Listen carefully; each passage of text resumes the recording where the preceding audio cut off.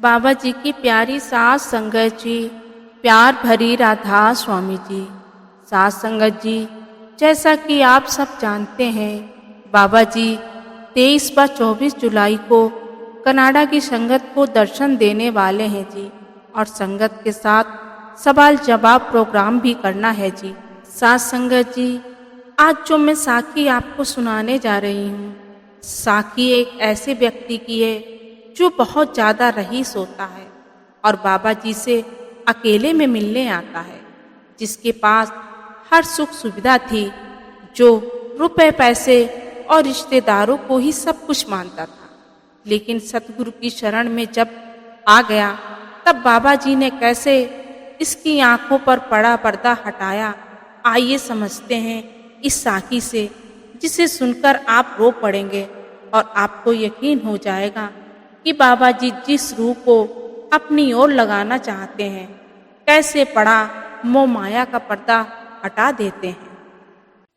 सास संगत जी, बाबा जी के पास एक अमीर आदमी आया जो कि बहुत ज़्यादा रईस था, जिसके पास उसकी बड़ी बड़ी फैक्ट्रियां थीं, जिससे वे अरबों रुपए कमाया करता था। उसके रिश्तेदार उसे बेहद पसंद करते थे और उसके ऑफिस के लोग भी उसका बहुत सम्मान करते थे। लेकिन फिर भी वे बहुत उदास और दुखी रहा करता था। बाबा जी ने दुखी होने का कारण पूछा तो वो अमीर आदमी कहने लगा, मेरे पास रुपए पैसों तथा चाहने वालों की कोई कमी नहीं है और मुझे विश्वास भी है कि मुझसे सभी प्यार करते हैं। लेकिन फिर भी मन कभी कभी ऐसा महसूस होता है कि कोई मुझसे प्यार नहीं करता। ऐसा क्यों? और वे अमीर आदमी बाबा जी से अरदास करने लगा कि बाबा जी मुझ पर कृपा करो।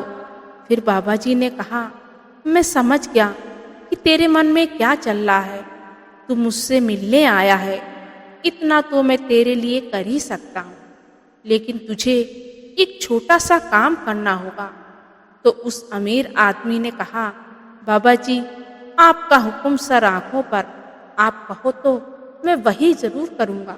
सास संगत जी, ये अमीर आदमी बाबा जी को आजमाना चाहता था, लेकिन बाबा जी तो जाने जान थे।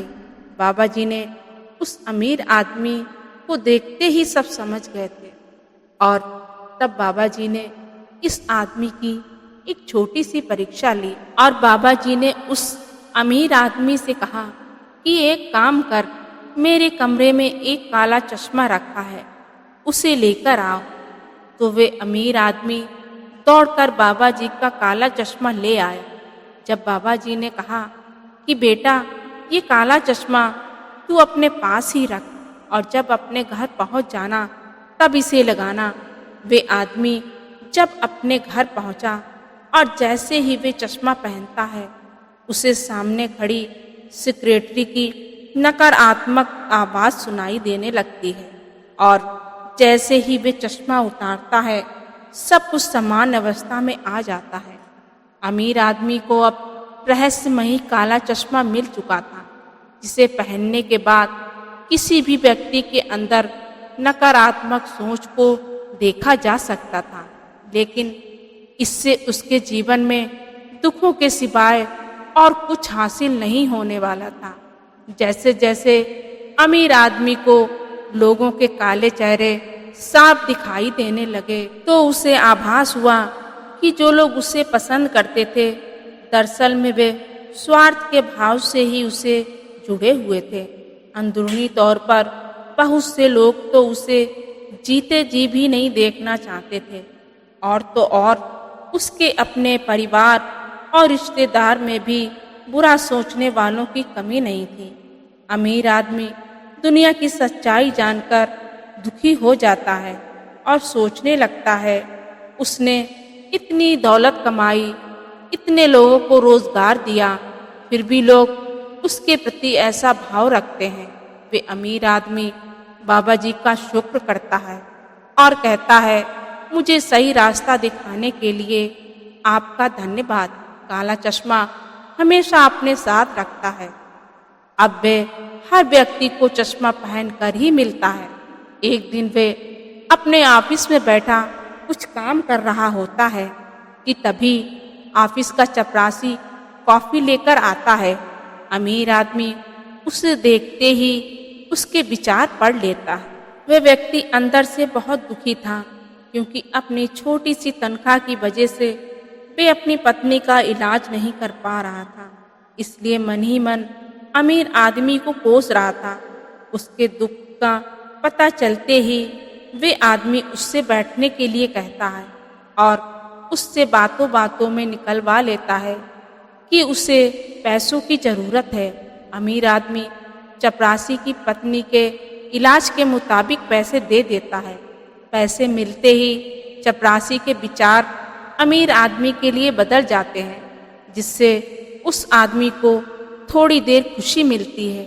लेकिन सभी को पैसों से खुश नहीं किया जा सकता और वे फिर से दुखी रहने लगा, क्योंकि आज तक उसने जो भी सफलता हासिल की थी उससे वे लोगों का सम्मान प्राप्त कर रहा था, जिससे उसे खुशी मिलती थी। लेकिन जब बाबा जी के द्वारा मिला काला चश्मा, जिसे पहनकर लोगों के दिलों की सच्चाई उसके सामने आई, तो वे जीवन के असली रूप से वाकिफ हो गया। तो साथ संगत जी, इसलिए समझाया जाता है कि संसार एक माया रूपी है। यहाँ कोई अपना नहीं होता। सब रिश्ते नाते कर्जों के हैं। जिस दिन कर्ज खत्म हो जाती है उस दिन सब रिश्ते नाते खत्म हो जाते हैं। हमारा सच्चा साथी हमारा अपना सद्गुरु है, जो इस संसार में साथ देने का वादा करता है और मृत्यु के बाद भी साथ देता है। इसलिए गुरु अगर कुछ समझाते हैं या कुछ करने को कहते हैं तो उस हुक्म को सबसे पहले और सबसे आगे रखना जी। बाबा जी अक्सर कहते हैं कि बैंक में चाहे 5 लाख हों या 10 करोड़ पड़े हों, लेकिन खाना सभी को वही 2 रोटी है। आज जिस पैसों को कमाकर हम जोड़ रहे हैं और सोच रहे हैं कि यही सच्ची दौलत है, तो ये हमारी सबसे बड़ी भूल है। ये ठीक है कि पूरे समय के लिए अपनी कमाई से बचत करनी चाहिए, लेकिन हम लोग क्या करते हैं, बचत किए हुए पैसों पर इतना इतराने लगते हैं और सोचते हैं ये जग मिठा अगला किन डिठा। यानी हमारे अंदर एक अलग ही घमंड आ जाता है और हम मानकर बैठ जाते हैं कि इस दौलत से ऊपर इस संसार में और कुछ नहीं है। साथ संगत जी, हमें ये 2 बातें कभी नहीं भूलनी चाहिए। पहली है मृत्यु एक अटल सत्य है और दूसरी मालिक के नाम की कमाई ही असली दौलत है। रही बात इस संसार की, तो ये एक छल है। इन 2 बातों के अलावा और कुछ सच नहीं है। ये ठीक है कि इस संसार में जब तक हमें रहना है तो हमें अपने परिवार रिश्तेदारों के साथ रहना है, लेकिन इस संसार में रहकर इनके नहीं हो जाना चाहिए। इसलिए गुरु को हुक्म मानकर ही अपने जीवन को जीना चाहिए। साथ संगत जी, साखी अगर पसंद आई तो साखी को लाइक शेयर जरूर करें जी। अगर आप ऐसी ही रूहानी साखी सुनना पसंद करते हैं तो आप जी हमारे चैनल को सब्सक्राइब करना ना भूलें जी। गुरु प्यारी साथ संगत जी, राधा स्वामी जी।